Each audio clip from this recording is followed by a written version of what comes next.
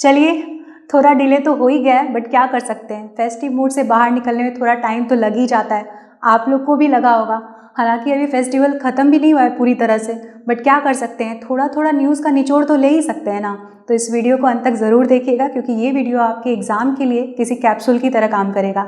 जैसे होता है ना कि हम लोग एक वीक तक खाना पीना ठीक से नहीं खाए, जैसे तैसे खा लिए, तो क्या होता है, या तो तबीयत बिगड़ जाता है या तो वीकनेस फील होता है। तो ऐसे सिचुएशन में मल्टीविटामिन कैप्सूल बहुत काम आता है। तो आप लोगों के लिए ये वीडियो किसी मल्टीविटामिन कैप्सूल से कम नहीं है, जो आपको लेना ही पड़ेगा। अगर आप नहीं लेंगे तो रिकवर ही नहीं हो पाएंगे। इसका मतलब ये नहीं है कि मतलब कंटिन्यू वीडियो नहीं आएगा, वीडियो आएगा। और मैंने एक शेड्यूल बना लिया है और कोशिश करूँगी अपना मतलब 100% दूंगी कि मतलब कम से कम वीक में 2 वीडियो तो आपको प्रोवाइड कर सकूँ, क्योंकि जॉब प्रोफाइल की वजह से थोड़ा सा शेड्यूल बहुत बिजी हो जाता है। तो चलिए स्टार्ट करते हैं। आज का जो पहला न्यूज़ है वो ये है कि विश्व शाकाहारी दिवस कब मनाया जाता है। तो ये 1 नवंबर को मनाया जाता है। और मनाया जाता है मतलब कोई भी जब हम लोग फेस्टिवल मनाते हैं या फिर कोई डे हम लोग मनाते हैं, तो जाहिर सी बात है कि कोई रीज़न होता है उसको सेलिब्रेट करने का, उसको मनाने का। तो विश्व शाकाहारी दिवस को क्यों मनाया जाता है, हम लोग थोड़ा सा जान लेते हैं। तो विश्व शाकाहारी दिवस इसलिए मनाया जाता है ताकि वेजिटेरियन जो फूड है उसके बारे में लोगों को अवेयर करने के लिए, जागरूक करने के लिए, ठीक है, कि उससे क्या बेनिफिट्स होते हैं, नहीं होते हैं। हालांकि उससे वो सारे बेनिफिट्स हमको मिल सकते हैं जो नॉन वेजिटेरियन से मिलता है। तो इस चीज़ को जागरूकता फैलाने के लिए पूरे दुनिया में, चूँकि इसका नाम ही है विश्व शाकाहारी दिवस, तो ये पूरी दुनिया में सेलिब्रेट किया जाता है। ठीक है, नेक्स्ट है मालाबार नौसैनिक अभ्यास। देखिए, अभी तक जो ये अभ्यास हो रहा था ये इंडिया, अमेरिका और जापान के बीच हो रहा था, लेकिन इस बार इसमें ऑस्ट्रेलिया को भी शामिल किया गया है। और ये अभी चल रहा है एक्चुअली 3 तारीख से 6 तारीख के बीच ये अभी चल ही रहा है, मतलब अभी चल रहा है ये अभ्यास। और ये कहाँ चल रहा है, इसका पहला जो चरण है वो विशाखापट्टनम यानी कि आंध्र प्रदेश में चल रहा है। तो ये न्यूज़ समझ में आ गया होगा आप लोगों को कि नौसैनिक अभ्यास, मालाबार नौसैनिक अभ्यास अभी 3 नवंबर से 6 नवंबर के बीच मतलब कि चल रहा है। और इसका पहला चरण जो है वो विशाखापट्टनम यानी कि आंध्र प्रदेश में चल रहा है। और इसमें इस बार ऑस्ट्रेलिया भी शामिल है। नेक्स्ट न्यूज़ है कोविड-19 उपचार क्लिनिक। मतलब कि केरल राज्य सरकार जो है उन्होंने मतलब कि कहा है कि इसके लिए कोविड-19 के लिए उपचार क्लिनिक बनाया जाएगा। ठीक है, और वो उन लोगों के लिए होगा जो लोग मतलब कि कोविड-19 से ग्रसित हो चुके हैं और अब बिल्कुल ठीक हो चुके हैं एक्चुअली। बट वो जब मतलब कि अब कोई बीमारी से ग्रसित होंगे किसी भी अन्य दूसरी बीमारी की वजह से, तो उनका ट्रीटमेंट वहाँ किया जाएगा। हालांकि कोविड-19 के लिए जो हॉस्पिटल है मुंबई में, हम लोग जानते हैं उसके बारे में कि 7 हिल्स उस हॉस्पिटल का नाम है, वो कोविड-19 के लिए समर्पित है। तो इसलिए आप लोग कंफ्यूज मत होइएगा कि ये मतलब केरल के जो राज्य सरकार हैं वो मतलब कि क्लिनिक की बात कह रहे हैं जो इस्टेब्लिश किया जाएगा, स्थापना होगी। और ये जो मुंबई में है वो हॉस्पिटल है 7 हिल्स जो सिचुएटेड है ऑलरेडी। ठीक है, तो इसमें कंफ्यूज मत होइएगा। नेक्स्ट है कि केरल से ही रिलेटेड न्यूज़ है कि सर्वाधिक शासित राज्य का दर्जा भी केरल को दिया गया है। और सब्जियों के लिए जो MSP यानी कि मिनिमम सपोर्ट प्राइस का निर्धारण किया गया है उसमें भी केरल का जो है प्रथम स्थान उसको प्राप्त हुआ है। तो ये सारी न्यूज़ जो है वो केरल से रिलेटेड है। तो थोड़ा सा और डेप्थ जान लेते हैं कि केरल के मुख्यमंत्री कौन है, वहाँ के गवर्नर कौन है, या केरल का जो राजधानी है वो क्या है। ठीक है, तो केरल के जो गवर्नर हैं वो हैं आरिफ मोहम्मद खान, वहाँ के जो मुख्यमंत्री हैं वो हैं पिनरई विजयन, और केरल के जो राजधानी है वो है तिरुवनंतपुरम। तो केरल से रिलेटेड कितनी बातें हो गई। सबसे पहले तो ये कि केरल के राज्य सरकार ने मतलब कि एक बात कही है कि वहाँ पर स्थापना की जाएगी एक क्लिनिक की जहाँ पर ट्रीटमेंट होगा। सर्वाधिक शासित राज्य का दर्जा भी केरल को दिया गया है, और सब्जियों के लिए जो MSP का निर्धारण किया गया है वो भी केरल राज्य के द्वारा मतलब किया गया, तो उनको भी प्रथम स्थान मिला है। नेक्स्ट है कि केरल के जो गवर्नर हैं वो कौन है, आरिफ मोहम्मद खान हैं। केरल के मुख्यमंत्री पिनरई विजयन हैं। केरल की राजधानी तिरुवनंतपुरम है। क्लियर। नेक्स्ट न्यूज़ है कि life time achievement award in IIFFB, ये किसको मतलब कि सम्मानित किया गया है इस अवार्ड से। तो ये सम्मानित किया गया है मरणोपरांत ओम पुरी जी को, और उनकी तरफ से ग्रहण की हैं उनकी मैडम, उनकी वाइफ नंदिता पुरी। और IIFFB का फुल फॉर्म भी आप लोग ज़रूर याद रखिएगा, India international film festival of Boston. तो ये भी न्यूज़ आप लोग समझ में आ गया होगा कि लाइफ टाइम अचीवमेंट अवार्ड से सम्मानित किया गया है ओमपुरी जी को उनके मृत्यु के उपरांत और IIFFB में इन 2020। ब्रह्मोस का सफल परीक्षण, ब्रह्मोस क्रूज मिसाइल का सफल परीक्षण। तो वैसे तो हम लोग जानते हैं कि ब्रह्मोस क्रूज मिसाइल का सफल परीक्षण कई बार किया जा चुका है, बट इस बार क्या है कि ये सबसे लंबे समय तक परीक्षण किया गया है सुखोई विमान के प्रयोग के द्वारा।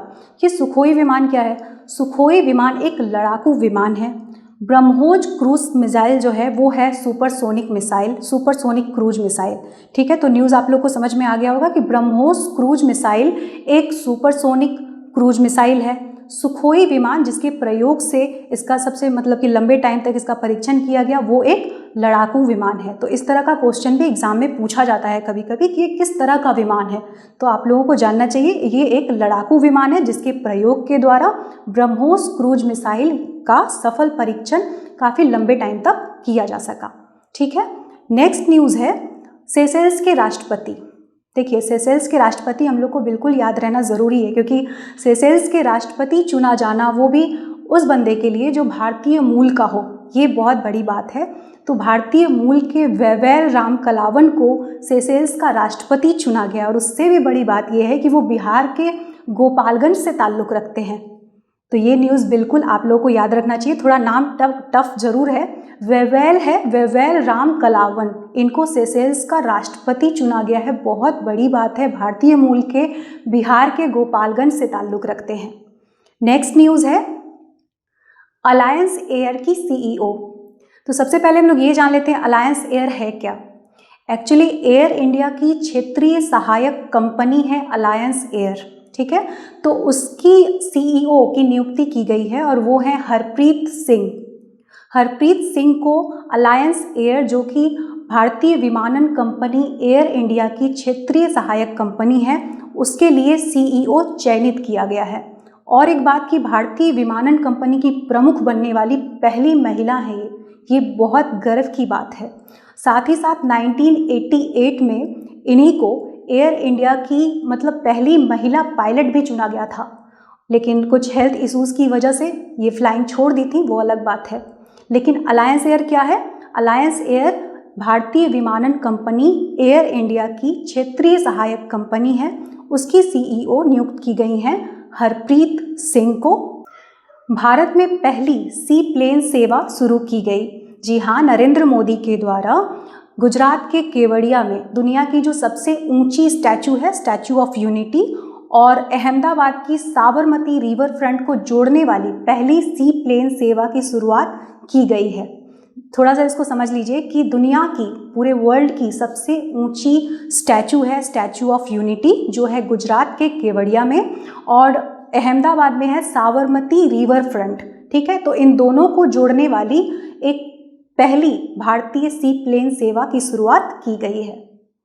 नेक्स्ट है HDFC के CEO के बारे में। HDFC के CEO आदित्य पुरी, जिन्होंने अभी मतलब रिटायर हो चुके हैं, वो बहुत ज़्यादा न्यूज़ में आ रहा है, तो उसके बारे में आप लोग को ज़रूर जानना चाहिए कि HDFC के CEO आदित्य पुरी जो अभी रिटायर हुए हैं, वो पिछले 26 साल से इस पोस्ट पे थे और भारत में सबसे ज़्यादा टाइम तक मतलब किसी बैंक में CEO रहने वाले ये व्यक्ति आदित्य पुरी थे। अब इनकी जगह शशिधर जगदीशन ने ले लिया है।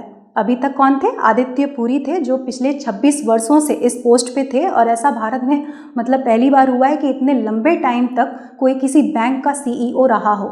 तो आदित्य पुरी मोस्ट इम्पॉर्टेंट, और उनका जगह कौन लिया है अब? शशिधर जगदीशन। नेक्स्ट है विश्व खाद्य दिवस यानी कि वर्ल्ड फूड डे। थोड़ा सा 15 दिन पहले का न्यूज़ है, बट मुझे इंपॉर्टेंट लगा तो मैंने सोचा आप लोगों को बता दूं। 16 अक्टूबर को ये मनाया गया था।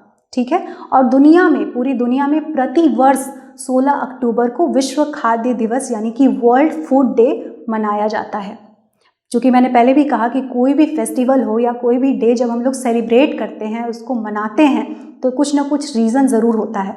तो इसका रीज़न था, मतलब पहले तो ये कि पूरे दुनिया में प्रति वर्ष 16 अक्टूबर को ये मनाया जाता है, तो जाहिर सी बात है कि 2020 में भी ये मनाया गया है। और 1945 में संयुक्त राष्ट्र के खाद्य एवं कृषि संगठन, इसकी स्थापना की तिथि के उपलक्ष्य में इसको मनाया जाता है। और हर बार मतलब थीम चेंज होता है। तो 2020 का थीम क्या था, इस तरह का भी क्वेश्चन एग्जाम में पूछा जाता है। तो 2020 का जो थीम था वो था ग्रो नरिश सस्टेन टुगेदर। ठीक है, ग्रो नरिश सस्टेन टुगेदर। तो आज का ये वीडियो यहाँ पर कंप्लीट होता है और इस मल्टीविटामिन कैप्सूल को आप लोग ज़रूर ले लीजिए, ले चुके होंगे, 1-2 बार और ले लीजिएगा तो पूरी तरह से रिकवर हो जाइएगा। और मैं कोशिश करूँगी कि नेक्स्ट वीडियो में जल्द से जल्द आप लोगों के लिए लेकर आऊँ। मिलते हैं इन नेक्स्ट वीडियो। जय हिंद, जय भारत।